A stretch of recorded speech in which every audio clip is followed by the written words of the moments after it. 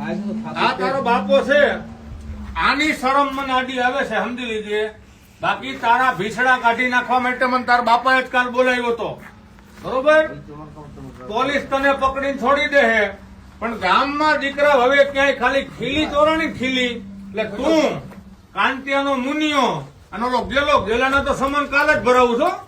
અને તને હું એવી જગ્યાએ મૂકી આવીશ મંદરાય, તને એવી જગ્યાએ મૂકી આવીશ કે તને આ હરિપરના ઝાડવા જોવા નહીં મળે. તું મુન્નાભાઈ નથી ઓળખતો નથી, સમજી લીજે.